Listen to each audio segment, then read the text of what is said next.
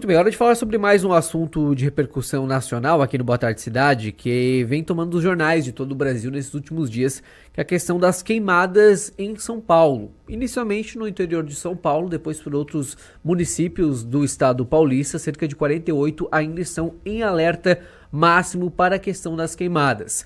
Mas o que exatamente explica essas queimadas nesta época do ano, época de agosto, por exemplo, no interior de São Paulo? Para falar um pouco mais sobre o assunto, está em contato conosco a Thaís Colette, ela que é professora de Biologia e Meio Ambiente do IFSC de Jaraguá do Sul. Professora Thaís, muito boa tarde, um prazer em conversar com você. Boa tarde, o prazer é todo meu. Pois então, professora, a gente vê essas notícias de queimadas em São Paulo e as imagens chamam sempre muita atenção, né, por conta da dimensão dessas queimadas no interior de São Paulo e em outros municípios também. Mas o que exatamente explica essas queimadas nessa época do ano, nessa parte especial do Brasil? São comuns, são incomuns? Como é que a professora vem acompanhando esses casos?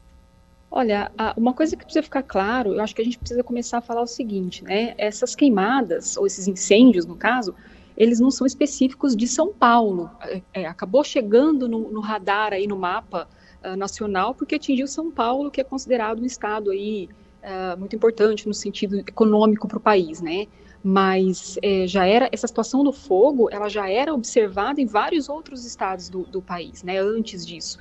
E aí, então eu acho que isso precisa ficar bem claro, assim, é uma situação além de São Paulo, né? Mas você fala de motivos, né? Uma coisa importante é que a gente precisa começar diferenciando, se você me permite, uma breve introdução. É possível? Claro, com certeza. Diferenciar incêndio de queimada. Eu acho que muitas vezes as pessoas que nos ouvem, elas não sabem que existe uma diferença entre incêndio e queimada, né? Então, assim, o incêndio, ele é um fenômeno mais natural, ele é um fenômeno que acontece mais de forma natural. E não é muito controlado, geralmente em locais maiores, em regiões maiores. E a queimada, ela é um fogo provocado por atividades humanas, geralmente em menores proporções. E assim, desde os tempos primórdios, né, os nossos antepassados, eles já usavam as queimadas, né, para agricultura, por exemplo, né, preparar o solo, esse tipo de coisa que até hoje ainda é usado. Então, muitas vezes, esses incêndios, grandes incêndios, eles começam a partir de uma queimada, né? Uma queimada que sai do controle, que foge do controle, e que acaba virando de grandes proporções e sem um controle, sem uma facilidade de controle. Então, o que está acontecendo em São Paulo, não só lá, mas no Mato Grosso do Sul, está acontecendo bastante, Mato Grosso, Amazônia, né, ultimamente, são esses incêndios, muitas vezes relacionados à agricultura, e aí eu não estou falando dos pequenos agricultores, a gente está falando de grandes, muitas vezes dos grandes, né, agricultura, pecuária, que queimam, que botam fogo para queimar o solo, para limpar o solo.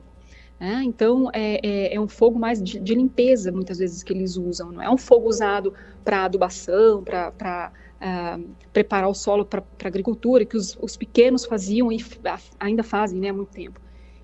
Então, o que a gente tem percebido, que eu tenho lido nos últimos dias, é que são incêndios criminosos, né? Então, a gente pode dizer que são incêndios criminosos. O motivo, ainda não sei, a polícia está investigando, está sendo investigado o motivo por trás desse fogo, mas a gente sabe com certeza que isso tem tudo a ver com a atividade humana. Pois então, professora, e a professora reforça essa distinção, né, e a importância de se destacar que não é apenas o estado de São Paulo, né, mas também outros estados, municípios e outros estados também atingidos. E se a gente acaba olhando para anos anteriores, 2023, 24, 22, 21, enfim, de agora para trás, de tempos em tempos a gente vê alguns episódios envolvendo incêndios de grandes proporções em outros estados do Brasil. Mas nesse específico em São Paulo, Mato Grosso do Sul, Amazonas, todos esses casos mais recentes, né? De que forma eles também podem afetar o ecossistema, né, do nosso país, enfim, partindo para outros estados? Como que a professora avalia o impacto desses incêndios também para o funcionamento natural do país, de certa maneira? Uhum. Então, muitas vezes a gente está falando de incêndios que não fazem parte de um fenômeno natural dos biomas, né, dos ecossistemas que são afetados. Alguns, só para te fazer uma distinção bem rápida, você tem algumas regiões do país, alguns biomas, né, do país, como ali na região mais central, ali no Cerrado. Em alguns locais ali do Cerrado, são locais que de certa forma, eles estão, assim, acostumados com o fogo de tempos em tempos, né? Sempre também, de tempos em tempos. Então, são árvores que muitas vezes, para você fazer uma semente brotar, essa semente precisa ter uma coisa chamada de quebra de dormência. Muitas vezes o fogo faz parte dessa quebra de dormência. Ele ajuda essa semente a brotar, né? E daí, então, as árvores poderem nascer e tudo mais. Em outras regiões, por exemplo, Pantanal, Amazônia, não é normal que aconteça fogo desse jeito, porque a gente está falando de regiões mais úmidas, e aí você pode falar para mim, olha, Thaís, mas que estranho, parece um contrassenso isso que você está falando. Como é que regiões mais úmidas estão pegando fogo? É justamente porque as atividades humanas, elas estão fazendo, e principalmente ligadas à agricultura e pecuária, então a gente está falando de agronegócio, são atividades que vão cada vez mais substituindo o ambiente natural por um ambiente antropizado, a gente pode falar, um ambiente com culturas que não são nativas, né? Então, e muitas vezes você acaba perdendo essa umidade natural do solo. Tá? Então, quando você pergunta para mim, o efeito disso para o sistema natural é devastador. A perda de biodiversidade que a gente tem é gigantesca com esse fogo. Eu não estou falando só de biodiversidade no sentido de animais, estou falando de plantas muitas vezes nativas, plantas muitas vezes em estado de perigo de extinção, sabe? Então, as pessoas, elas precisam ter noção de que por exemplo, tem muitos animais morrendo, esses animais eles não têm para onde fugir, eles são acuados pelo fogo, ninhadas inteiras que se perdem do ninho, tá? Então, muitas vezes, o sistema natural, em termos de vegetação, ela consegue rebrotar depois de um tempo, mas os animais que foram perdidos ali, você tá diminuindo a capacidade desse ecossistema voltar ao normal quando você tira os atores, vamos dizer assim, que fariam uma ação de ajudá-lo a voltar ao normal, que são os animais, né? Então, a quantidade de animal que é perdida é muito grande. Então, isso é realmente um impacto ambiental negativo gigantesco.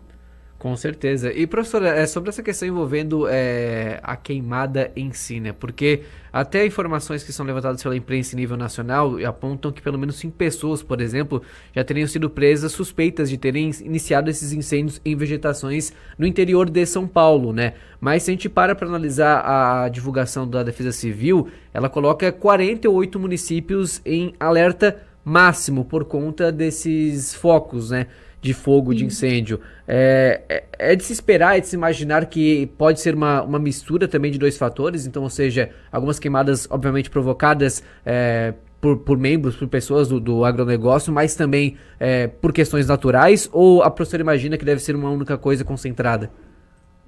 Não, muito provavelmente, isso quando eu falo incêndios criminosos, nesse caso aqui, não são necessariamente ligados ao agronegócio, aí não, você pode ter diversos outros fatores. Eu estou dizendo que, muitas vezes, o que é relacionado ao agronegócio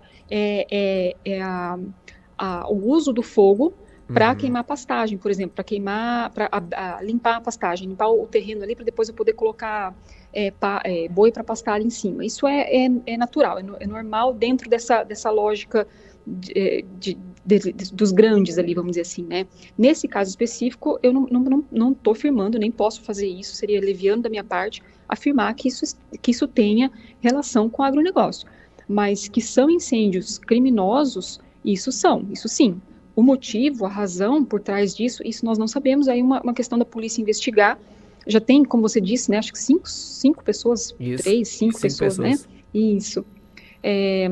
Suspeitos, né, presos e sob investigação, então eles vão ter que dizer qual que é o real motivo, por que isso tudo foi feito, né? Agora, houve sim uma combinação de fatores, tá? Isso é fato. Então, isso foi acontecer justamente numa época de uma seca muito forte, tá? Então, a região central do Brasil, é normal que nessa época do ano, época de inverno, né, inverno é mais seco, passe por um sistema de estiagem. E esse ano, essa estiagem está sendo bastante grande. Por exemplo, em Brasília, se eu não me engano, não chove há 4 meses. Né? Imagina, 4 meses uma região não ter chuva. É uma região que tem ventos muito fortes. Então, a probabilidade daquilo que é um incêndio ali pequeno se transformar numa coisa de grandes proporções é muito grande, né? É muito, muito fácil disso acontecer. Então, você tem uma conjunção de fatores ali. Né? Vento forte, estiagens, né, seca, e aí uma ação que provoca esse tipo de situação. E professora, se a gente até olha para o passado, né, Santa Catarina, por exemplo, é um estado que costuma sofrer de condições semelhantes, tanto, no caso, queimadas criminosas, mais de incêndios naturais, ou não? Santa Catarina, não de uma forma, você pergunta natural? É natural ou de queimadas também criminosas, né? Ou seja, a gente já teve casos de ambos de grandes proporções ou não? Natural, eu não me lembro, assim, de forma natural, mesmo porque é um estado que, pelo menos aqui na região mais centro-leste, é uma região que tem uma umidade muito grande, né? Então, Uhum. também de forma natural, não é esperado que aconteça. Né? O que pode acontecer é quando primeiro você tem uma modificação no sistema natural. Quando eu digo isso, eu estou dizendo assim, ó, você, há muito tempo atrás, você retira florestas e coloca outras culturas ali, né? Você substitui floresta por alguma outra coisa. Então você já está deixando esse ambiente mais vulnerável para qualquer outro tipo de situação que não seja natural. Então, por exemplo, se vai alguém que faz uma queimada ali que a princípio seria controlada e aquilo sai do controle, se você não tem um respaldo ali em volta, é claro que isso, se tiver seco o tempo, né, se tiver muito vento, muito seco, aquilo vai virar de grandes proporções. Então, às vezes, isso acontece sim, né? Mas isso é mais comum em locais onde você tem uma estiagem maior, como é o centro do país ali, né? E essa cultura mais forte de fazer essas queimadas. Perfeito, então. E professora, para finalizar, até queria ter, né, ouvir uma avaliação da professora com relação a essa informação, divulgada agora há pouco, inclusive, pelo O Globo, a informação de que por conta desses incêndios, o presidente Lula vai pedir aos governadores a proibição de uso de fogo para manuseio da terra nesses períodos de secas. Como que a professora analisa essa decisão ou essa orientação por parte da presidência da República? O uso do fogo, como eu te falei antes no início, às vezes o pessoal, talvez mais antigo que esteja nos escutando, o pessoal mais velho, eles sabem disso, né? A gente passa isso de geração em geração, principalmente o pessoal que trabalha mais na roça, né? mais no campo. Eles sabem que, muitas vezes, até os nossos antepassados faziam, os indígenas, os povos originários fazem isso até hoje, né? Eles usam o fogo para fazer uma espécie de rotação de cultura. O fogo ele acaba trazendo alguns nutrientes para o solo, né? Mas tudo dentro de uma situação controlada de tempos em tempos, né? Então até aí está tudo certo, está tudo normal. Essa decisão, eu acho que ela é acertada pelo seguinte motivo: quando a gente fala em queimada controlada, são aqueles tipos de fogo colocado inclusive com o aval do Corpo de Bombeiros ou da Defesa Civil, né? Que forma aqueles aceiros. Eu não sei se essa palavra é comum para você, aceiro. Não, Os confesso que aceiros não. são aquelas áreas sem mata, aquelas áreas que se abre e não tem vegetação nenhuma, tá? Perfeito. Uma parte larga, assim, sem vegetação nenhuma. Isso é feito muito nos incêndios controlados, porque você não permite com que o fogo passe dali para frente, né? Como você tem um espaço vazio, você não tem combustível, não tem o que queimar, a possibilidade daquele fogo passar, ela diminui. Só que isso é controlado, por quê? Porque o Corpo de Bombeiros está junto, a Defesa Civil está junto, então ele só vai permitir com que você possa fazer na sua propriedade um incêndio controlado se ele percebe como é que está a umidade relativa do ar, como é que está o vento naquele dia que você quer fazer isso. Se tiver um tempo de umidade baixa e vento muito forte, você não vai receber autorização para fazer isso. Então isso é o que a gente chama de controlado. Agora, essa decisão, ela é acertada no seguinte, na medida em que, se a gente passa por um período de estiagem muito grande, a gente, quando eu digo, é mais a região centro do país, tá? Uhum. Aqui em Santa Catarina, nem tanto, mas a região central do país passa por uma estiagem muito grande. E isso, de certa forma, é uma tradição, né? Mesmo entre os pequenos, de fazer essas pequenas queimadas no seu sítio ali, rapidinho. Então, eu acho que isso é acertado na medida em que você está diminuindo uma possibilidade disso acontecer um acidente lá na frente, sabe? Pelo menos nessa época de estiagem. Perfeito, então. Professora, muito obrigado pela atenção, viu? Um forte abraço para você e um bom trabalho hoje e Imagina, sempre. muito obrigada, até mais. Até mais. Essa então é a professora Thaís Colette, ela que é professora de Biologia e Meio Ambiente do IFSC de Jaraguá do Sul, falando e explicando um pouco mais sobre essas queimadas que estão atingindo o interior de São Paulo, do estado paulista, né, do estado de São Paulo, mas também municípios de outros estados brasileiros e que tem tomado notícias com imagens bastante chamativas e tristes, de certa forma, né, de grandes incêndios de grandes proporções. Então, informações agora destacadas pela professora Thaís Colette, do IFSC de Jaraguá do Sul.